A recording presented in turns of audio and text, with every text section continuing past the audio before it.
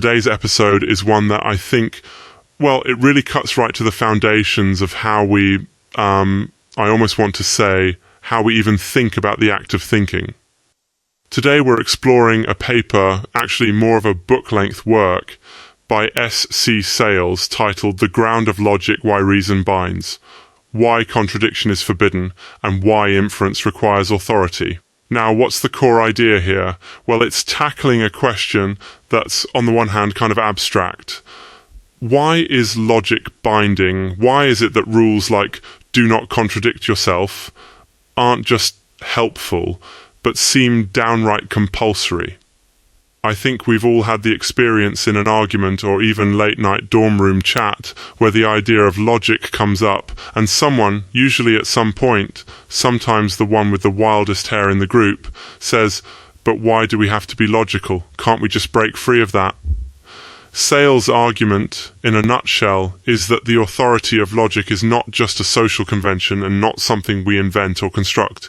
It's something we receive. Something that confronts us before we even start reasoning. Okay, so why does this matter for you, or for me, or for anyone listening? Well, if you care about making sense, if you want your words or your thoughts or your Facebook posts to mean what you intend, logic is, whether you like it or not, the rules of the road. This book scratches at that itch of why. Why should we follow these rules of thinking? Why do contradictions feel not just awkward, but like almost forbidden? Sayles sets out with a huge task. He wants to show carefully and rigorously that logic's authority can't be grounded in naturalistic, autonomous, or immanent philosophical systems. Basically, he's arguing you can't generate the rules of logic from within our own systems, cultures, or preferences. So, he explores a kind of juridical, legal as in law, dimension to logic. Gödel's incompleteness theorem makes an appearance early on as proof that any system complex enough to do arithmetic can't justify itself from within, which is honestly a wild result when you really sink into it. I mean, it's a bit like asking a judge to legally prove their own right to be a judge using their own authority. You can kind of see the circularity. The book goes on this tour, almost like a philosophical demolition derby of all the possible foundations people have suggested for logic. So naturalism, pragmatism, pluralism, your constructivisms, your formalisms, semantic deflationism, modal possible world stuff, computational theories, and more. The point Sayles really drives home is that none of these approaches, fun as they are in the metaphysics seminar, manage to ground the authority of logic in a way that avoids circularity. No system can just declare itself in charge. You need what he calls jurisdiction. And, crucially, that has to come from outside the system. Now, to get a little more concrete, Sayles weaves together a blend of big philosophical names. Gödel, of course, with his incompleteness results. Cornelius van Til, who's known for this idea that rational thought itself presupposes some kind of metaphysical grounding.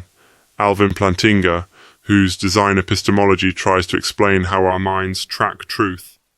And then Sayles' own twist, this thing he calls jurisdictional normativity, meaning, basically, logic compels us because there's an authority, kind of like a law that we don't get to invent. Instead of being a tool that we wield, logic becomes something that, well, wields us. So what's this all add up to? The book claims logic's authority is not floating out in the void or bubbling up from cultural consensus. No, it's an imprint of ultimate reality. Logic binds, Sayles says, because the structure of creation itself binds. Our minds and the reality our minds are fashioned to interpret both point toward the same foundational source. The upshot for you, for us, is that argument, inquiry, and even imagination are always already shaped by these received laws of thought. One thing I find interesting is that wherever you land on the ground of logic debate, Sayles' work is a timely nudge, maybe a shove, against intellectual complacency. If you're in a debate, if you're writing an essay, or, let's be honest, if you're just trying to make sense of your Monday morning, considering why we believe logic is binding, sharpens everything. To wrap up, what does Sayles want us to walk away with? That rationality isn't a playground of limitless invention. The limits, the laws, these aren't shackles we impose, but markers of the order in which we find ourselves. And wrestling with that, even if you end up disagreeing, it might just change, well, everything. Thanks for joining in this wild ride through the ground of logic. Big thanks to SC Sayles for offering up such a thought-provoking book.